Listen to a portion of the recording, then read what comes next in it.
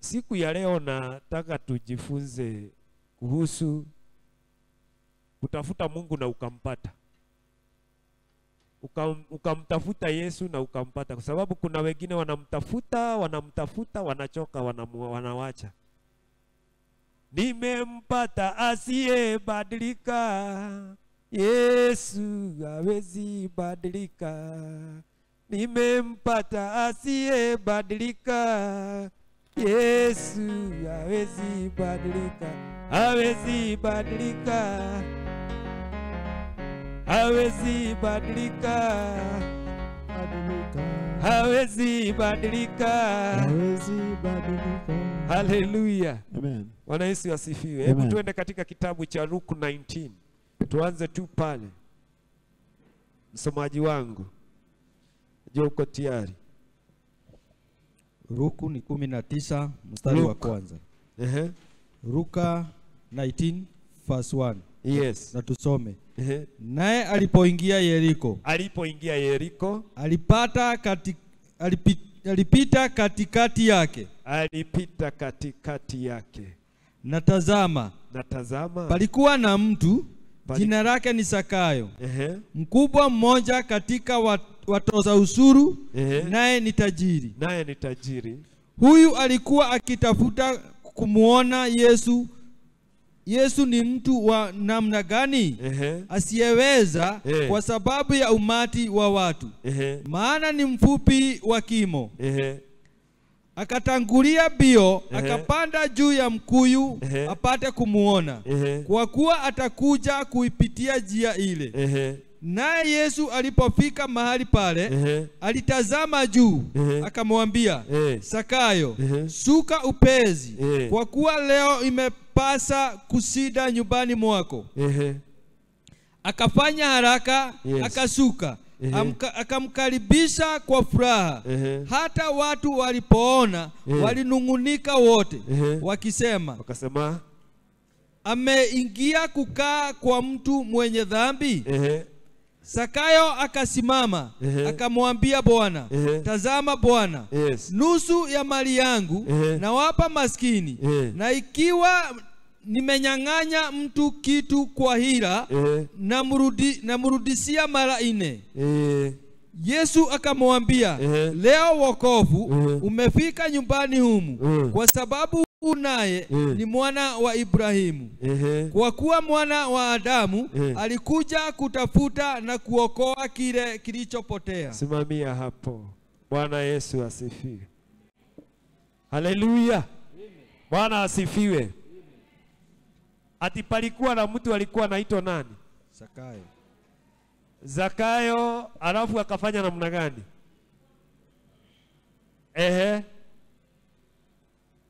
Alikuwa mtu wa kulipisha ushuru. Bwana Yesu asifiwe. Amen. Haleluya. Amen. Aya, mstari wa pili ukasema, natazama palikuwa na mtu jina lake Zakayo, mkubwa mmoja katika watoza ushuru, naye ni tajiri. Huyo alikuwa akitafuta kumuona Yesu ni mtu wa namna gani, asiweze kwa sababu ya umati wa watu, maana ni mfupi kimo. Praise the living God. Amen. Bwana Yesu asifiwe. Amen. Hapa tunaona mtu aliitwa Zakayo. Huyo mtu alikuwa mfupi, lakini alitamani kumuona Yesu. Alipokuwa anatamani kumuona Yesu, akafikiria sana, nitamuona namna gani? Ni sababu kuna watu wengi na watu ni warefu na umati umesukumana sana, na yeye ni mtosha ushuru, na pia tunaambia alikuwa tajiri. Kwa hivyo hakuwa na shida ya vitu vya hapa ulimwenguni, lakini alikuwa na shida moja, kumuona Yesu. Kumuona Yesu. Bwana Yesu asifiwe. Haleluya. Na alikuwa mfupi kiwango hangeweza kumuona. Biblia inatuambia akafikiria atafanya namna gani. Akaenda akatafuta mkuyu, akaupanda juu ndio aone Yesu. alipopanda mkuyu Yesu akipita, Yesu akasema, Zakayo, shuka, leo nitakula kwako. Bwana Yesu asifiwe. Amen. Naye Zakayo, sababu alisikia ya kwamba Yesu atakula kwake, Biblia imetuambia ya kwamba naye Zakayo akakimbia kwake kutayarisha vitu ambavyo Yesu atatumia. Lakini wakiwa wanakula, watu wakaanza kunungunika, wakaanza kusema ya kwamba nauli anakula na watu wenye dhambi. Bwana Yesu asifiwe. Haleluya.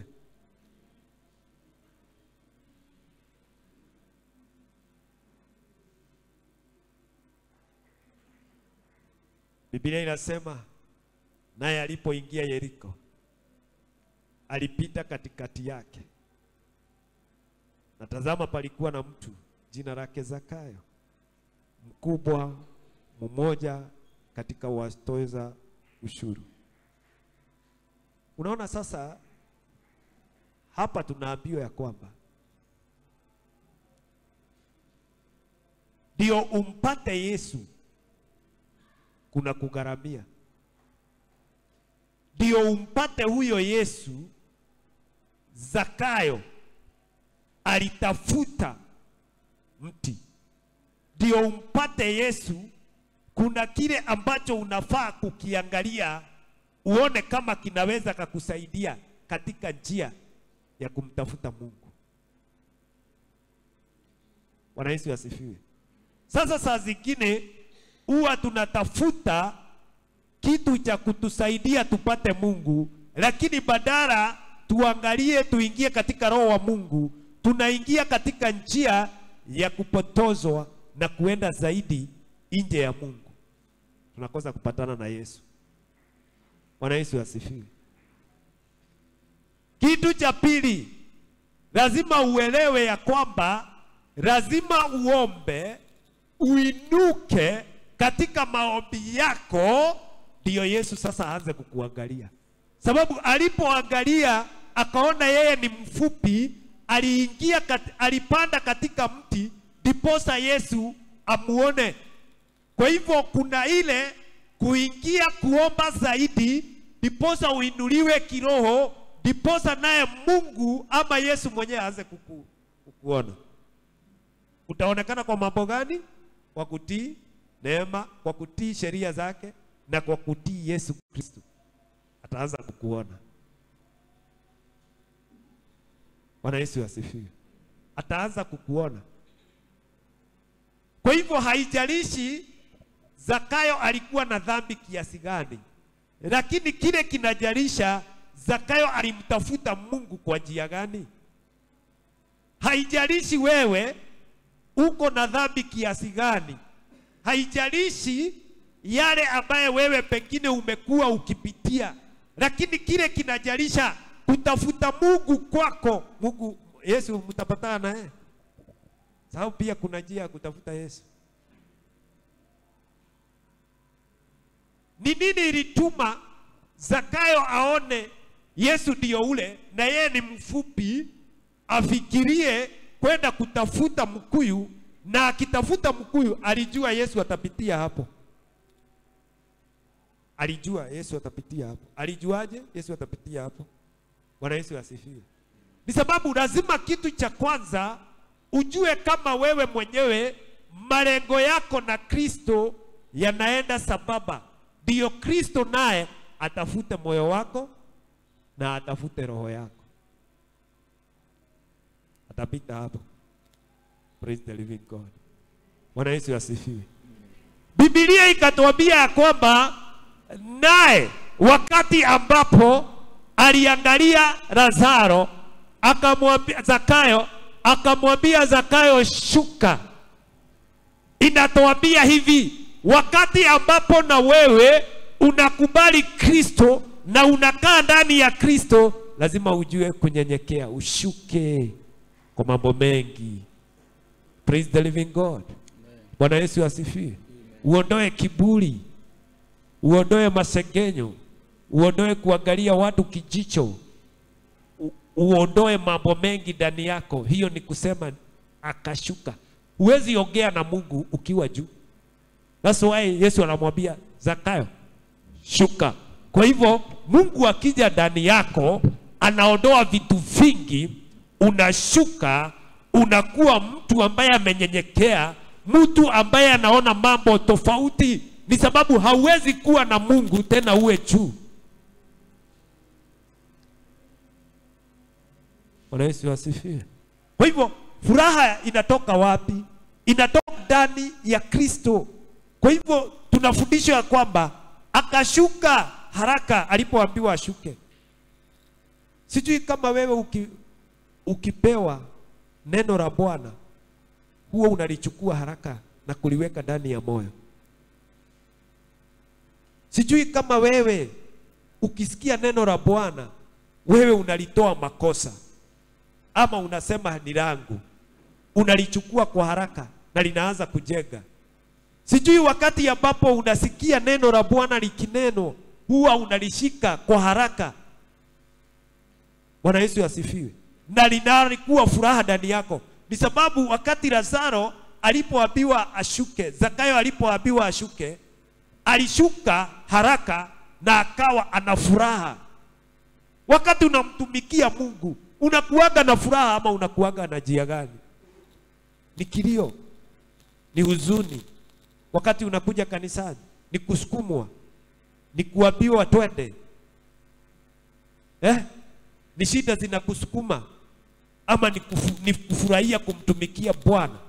Bwana Yesu asifiwe. Haleluya. Ni nini hicho? Wewe huwa lazima upigiwe simu ukuje kanisani.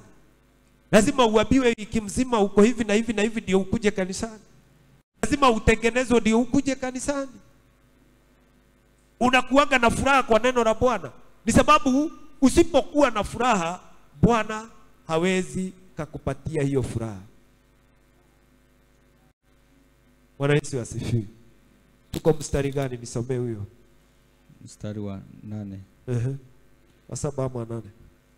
Zakayo akasimama, akamwambia Bwana, tazama, Bwana, nusu ya mali yangu nawapa maskini, na ikiwa nimenyang'anya mtu kitu kwa hila, namrudishia mara 4. Bwana Yesu asifiwe. Sasa hapa tunaona kutubu. Tunaona kutubu. Kutubu ni kusema kuna mambo unaweza kuwa ulifanya na wewe hauko unaona ni mabaya. Mbele hiyo Zakayo hakuwa anaona ati kuitisha ushuru na kunyang'anya watu ni vibaya. Sasa hapa tunaona ya kwamba Zakayo tayari ametubu. Wewe ulisema nitafanya, wewe ulisema sijui nitanyang'anya, wewe ulidanganywa, wewe ulifanywa vitu vibaya. Alafu ukarudi ukaokoka. By the way, unajua kuna watu hata walikuwa waizi na wakaokoka, na wanyang'anyi na wakaokoka, wakunywaji pombe wakaokoka. Si ni kweli? Si wengine waliokoka wakiwa wanakunywa pombe mali. Kwa hivyo alijua kitu cha kwanza, wakati umetubu lazima kwanza uende utengeneze mahali ulikuwa umeharibu. Bwana Yesu asifiwe. Akasema nusu ya mali yangu nitapea maskini. Agarao anaonyeshana njia ya kutubu. Yaani anatubu, ametenda dhambi, sasa anatubu. Na anatubu kwa mali zake. Atubu tu kwa mdomo mtupu. Praise the living God. Sasa wewe hata kama unaokoka, kuna mtu ulienda na deni yake, na hata sasa hujawahi mlipa, na unasema ni haleluya, ni haleluya, ni haleluya. Bwana Yesu asifiwe. Haleluya. Si tunaona analipa? Si tunaona Biblia inatuambia analipa ama imesemaje? Analipa. Inasema aje? Hebu soma tena. Mstari wa 8. Bwana, nusu ya mali yangu nawapa maskini. Na ikiwa nimenyang'anya mtu kitu kwa hila, namrudishia mara 4. Namrudishia mara 4, 4 times. kama nimenyang'anya. Sasa sijui kama wewe ulitubu hizo dhambi za kunyang'anya. Nani ulinyang'anya? Nani ulidanganya nipe 500 halafu haukurudisha mpaka leo? Kwa hivyo saa zingine tunakosa kuonekana kama sisi tumesimama vizuri, kwa kuwa kuna watu wengine hatuwezi kawafikisha katika ufalme wa mbinguni. Ni sababu wakati saa zingine wanatuangalia, wanaona kwetu madeni, wanaona kwetu waizi walininyang'anya, wanaona kwetu Bwana Yesu asifiwe. Wanaona mambo mengine. Sisi tumeokoka na sisi tunaonekana tumeokoka, lakini kwetu wanatuona kwa njia nyingine.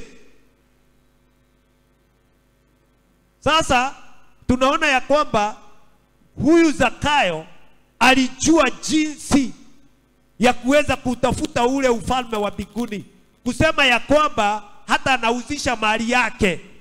Sasa wacha wale aliokuwa amenyang'anya mali yake, kusema ya kwamba wakati ambapo pia Bwana amekuja ndani yako, ndani ya roho yako, lazima pia na wewe uuzishe vitu vyako na uuzishe mali yako. Uuzishe vitu vyako na uuzishe mali yako. Praise the living God. Bwana Yesu asifiwe. Ndiposa Kristo mwenyewe aweze kutangaza kwako wokovu kamili. Wokovu kamili.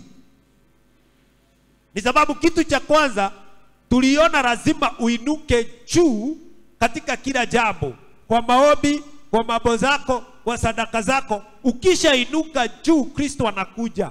Kristo akiingia ndani mwako, sasa shuka.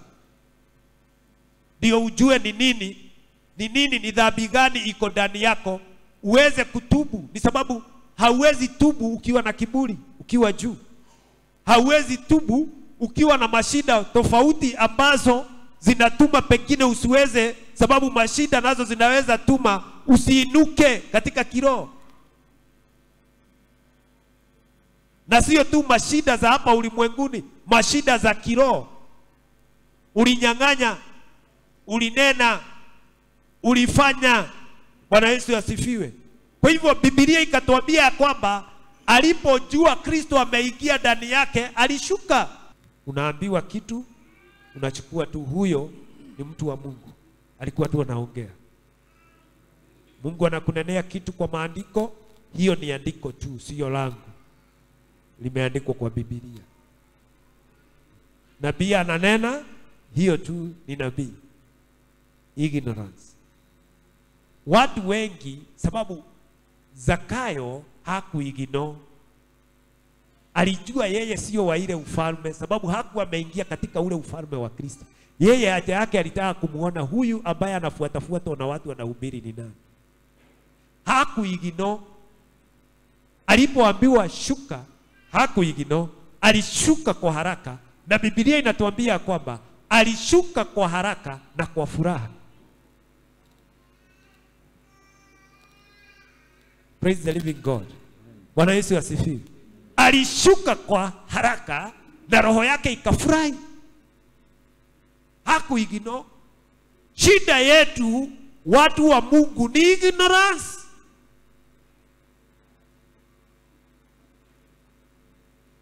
Unaigino. Bwana Yesu asifiwe. Haleluya. Unaona kitu kinachoenda kufanyika, lakini unakichukua tu kama mzaha. Wachani niwaambie kitu moja. Shetani hana mzaha. Shetani anakuaga serious. Serious na maisha yako. Anajaribu kila siku, usiku na mchana. Shetani anajaribu kila siku, usiku na mchana. Atakumaliza namna gani? But you ignore. Wewe una ignore. Hakuna kitu anaweza nifanya. Hakuna. Una ignore. Bwana Yesu asifiwe. Una ignore. Number 2. Akakimbia kwa mkuyu, akapanda. Kuna watu hawataki kuchoka katika kazi ya Mungu. Namba 2. Hawataki kuchoka kumtafuta Mungu. Hawataki hata kujipatia nafasi ya kufunga, kuomba. Hawataki kabisa. Ni gharama. Sababu alipanda kwa miti, alitafuta mti apande, na ni tajiri, mtu ambaye ana mali. Hatutaki kuchoka sisi watu wa Mungu. Hatutaki kuchoka na kazi ya Mungu. Leo kuna fellowship. Hapana, sasa hata fellowship sikuweza kuenda. Nasikia hata nimechoka. Hata mwili wangu sasa nasikia tu ni kae. Nilararare. Hatutaki kuchoka. That's the problem. Hatutaki kuchoka. Yeye alipanda mkuyu. Na unajua kupanda mkuyu, huyu mtu amejaa, amenona, ni kafupi. Sasa uone hata kana unaona mtu ambaye amejaa kupanda, hata unasikia anatoa sauti nyingine akitafuta mahali atakanyaga hivi ndio apande kule juu. Watu hawataki kabisa. Hawataki kazi ya Mungu ambayo inachokesha. Wanataka tu starehe, akuje akae chini ahubiriwe, full stop, aende nyumbani na aombewe. Bwana Yesu asifiwe. Na ukiwa haujachoka, ni nini kile ambacho utafurahia kama hujachoka? Hujachokea. Hata kazi ambayo umetoa jasho, ukaifanyia kazi, ukafanya kazi ukatoa jasho, wakati unapewa mshahara huwa unafurahia. Kwa hivyo Lazaro alifurahia roho yake, ni sababu alipanda mkuyu. Kuna kazi alifanya. Sasa wewe unakuwa hutaki kazi, hautaki kufanya, hautaki kugharamika, lakini unataka kumfurahia huyu Yesu. Hapana. Bwana Yesu asifiwe. Haleluya. Lazima ugharamike ndio uwe na ile furaha ambaye kile kitu uligharamika Kristo ametenda. Praise the living God. Bwana Yesu asifiwe. Haleluya. Lakini hata kama umegharamika, sababu alipanda juu ya mkuyu, hata kama umegharamika, sasa hapo ndipo Yesu huanza kukutazama kwa gharama zako. Sababu tunaona wakati ambapo aligharamika kupanda kwa miti, hapo ndipo Yesu alimuona. Akamwambia, mzee, shuka. Kwa hivyo kugharamika kwako kutatuma Mungu akuone na aone shida zako, aone kile ambacho unakitarajia ama unakitaka. Kugharamika kwako. Sasa watu hawataki mahali kuna gharama. Hapana. Kila kitu kina gharama. Bwana Yesu asifiwe. Na wakati akiwa pale, sababu aligharamika, kushuka, alishuka na furaha. Ni sababu wakati ambapo unagharamika, unakuwa na ile, Mungu huweka furaha ndani ya ile gharama. Praise the living God. Kaambiwa shuka. Leo nitakula kwako. Bwana Yesu asifiwe. Haleluya. Haleluya. Kwani kuna kitu kizuri kama Yesu akiwa ndani mwako? Kuna kitu kizuri kinaweza kukufurahisha kama Yesu akiwa ndani mwako? Kuna kitu ambacho kinaweza kutuma roho yako iwe na furaha kama Yesu akiwa ndani yako? Bwana Yesu asifiwe. Hakuna kitu kingine dunia hii kinaweza kukupa amani na furaha kama Kristo mwenyewe. Si mali. Sababu tunaona huyu jamaa alikuwa na mali. Si ujuzi, sio kujulikana, sio vile una pesa nyingi. Hapana. Sio vile unafanya biashara inafaulu. Hapana. Lakini ukiwa na Kristo, sasa hapo ndipo furaha ilipo. Bwana Yesu asifiwe. Bwana Yesu asifiwe. Amen. Vile watu wanavyokuona sio vile Mungu anavyokuona. Amen. Bwana Yesu asifiwe. Bwana akisema mlango huu nitaingilia hapa, haijalishi ya kwamba ni nini unafanya, haijalishi wewe umekuwa ukifanya nini. Mungu akisema ataingilia hapa, ataingilia hapa. Bwana Yesu asifiwe. Haleluya. Bwana ubariki wale ambaye huwezi fikiria.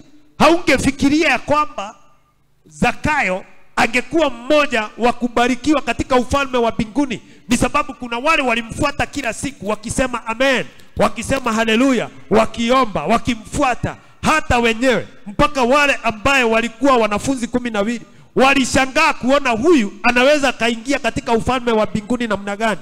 Na tunamjua vizuri. Haijalishi watu walikujua namna gani kwenyu, haijalishi watu wanakuelewa namna gani, haijalishi wanakuita maskini kiwango gani, lakini siku ya leo nataka kukuweka nguvu katika maisha yako. Bwana akisema ni wewe, atasema ni wewe. Hakuna atakaye pinga. Amen. Bwana Yesu asifiwe. Amen. Haleluya. Amen. Haijalishi. Haijalishi. Haleluya. Mtu ambaye hangeweza kupewa sifa ya wokovu akapata sifa ya wokovu, mtu aliyekuwa mtu anaogopewa, watu wakimwona wanatoroka, wanaona mwenye dhambi, lakini siku ya leo Bwana anasema ya kwamba vile wewe huwa unajiona, uache kujiona hivyo. Ni sababu katika ufalme wa Mungu ukisimama vizuri, Bwana atakuinua, atakuinua, atakubariki, atakujaza kile ambacho unastahili ama kile ambacho unakitaka. Mungu atakukabidhi kwa uwezo wake na mamlaka yake. Amen. Haleluya. Amen. Leo hii Yesu, mimi nauliza hivi, hata kama ingekuwa ni sisi, tuseme tuko wakati wa Yesu saa hii, wewe ungekubali Yesu wakati huo? Unajua alikuwa sasa kama mimi vile nilivyo. Ungekubali Yesu? Si unaonanga historia ya mtu ikisoma wakati ameenda inakuaga tamu, na mnaanza kuona huyo mtu ni mzuri. Hata alikuwa mzuri kuna wakati aliniambia, lakini akiweko hana maana. Bwana Yesu asifiwe. Akiweko hai ana maana. Lakini akienda unaanza kukumbuka hata neno lile alikujenga nalo, lakini wakati huo hata ulikuwa umemtoroka. Kwa hivyo hata Yesu angekuja saa hizi bado hatungekubali ya kwamba ati yeye sio mtenda dhambi. Lakini alipoenda tukawa na ufufuo, leo hii tunauliza si Yesu ukuje ushuke. Sababu tunaona usaidizi wa Kristo. Bwana Yesu asifiwe. Leo hii najua ya kwamba ninaongea na roho iliyo mahali hapa. Ninaongea na roho iliyo mahali hapa ambayo imeona ya kwamba ni kama imeishiwa. Haina nguvu tena, haina tumaini tena. Unaona ni kama umeondolewa wale ambao walikuwa wasaidizi, ambao unaonekana ni kama fedha zimeenda, unaona ni kama kazi yako imeenda, unaona ni kama maisha yako ni kama imepungua. Bwana Yesu asifiwe. Shika Yesu, shika Yesu, mshike hivi, kataa na yeye, mchinjie kama Lazaro, kama Zakayo, mchinjie ndani ya nyumba yako. Yani mpe nafasi katika maisha yako, mpe nafasi katika roho yako. Amen. Uone mageuzi ikija. Haleluya. Ni sababu ilikuwa dakika ngapi? Kwani si huyu jamaa alipanda kwa miti? Walikuwa wameongea na Yesu atakuja. Silikupanda tu kwa mti, angalie Yesu akipita, naye Yesu akamuona. Sababu naye Yesu huwezi kuwa juu ya Yesu. That's why anasema shuka. Huwezi kuwa juu ya Yesu. Yesu ndio top. Haleluya. Bwana Yesu asifiwe. Shuka kwanza, sasa ndio tupatane. Huwezi kuwa juu ya Mungu. Kwa hivyo na wewe lazima ushuke chini katika maisha yako. Umpatie Kristo, ushuke chini. Umpatie Kristo. Ndio Kristo na wewe aanze sasa kukushughulikia. Na kushughulikiagi peke yako, ni sababu tumesikia akisema ya kwamba wewe Zakayo, kuanza siku ya leo nyumba yako imebarikiwa. Kwa hivyo unabarikiwa kila kitu, unabarikiwa kwa kazi, unabarikiwa kwa watoto, unabarikiwa kanisani, unabarikiwa kila mahali. Ni sababu wokovu ukiingia ndani yako unaleta furaha, unaondoa maroho na mapepo. Si iliondoa maroho za kunyang'anyana? Sio jamaa alikuwa na tactics kali sana ya kuongelesha hivi, unampatia pesa. Ikamuondoa mpaka yeye mwenyewe akasema hata mimi mali yangu na zile nilinyang'anyana nitawalipa kila mtu mara kadhaa. Bwana Yesu asifiwe. Haleluya. Na kama sisi tungejua kwenda kwa Yesu kila mara, na hata tunaenda kumulipa na roho zetu mara 2, 3, tunajimwaga mbele za Kristo, si Kristo angekuwa anafanya kazi kabisa katika maisha yetu, na akiona kutubu kwetu, akiona vile tunamhitaji, akiona vile ambavyo tunamtafuta, angetuweza kutusamehe na kutuinua. Praise the living God. Bwana Yesu asifiwe. Haleluya. Hebu tusomee ya mwisho namba 10. Ni 10. 10 ndio ya mwisho. Kwa kuwa mwana wa Adamu alikuja kutafuta na kuokoa kile kilichopotea. Haleluya. Kuna mtu ambaye Yesu anatafuta siku ya leo. Kuna mtu ambaye Kristo siku ya leo anatafuta. Anatafuta tu mmoja tu. Anatafuta mmoja. Haleluya. Kuna mtu Yesu anatafuta. Atafuti. Unajua uzuri wa Kristo, atafutagi mali. Lazima na wewe ujue ya kwamba Yesu siku ya leo, roho ile anatafuta roho kama hiyo ya kunyenyekea, ya mtu ambaye anakaa katika njia za Bwana, mtu ambaye anajipeleka hata mbele ya Kristo na mali yake.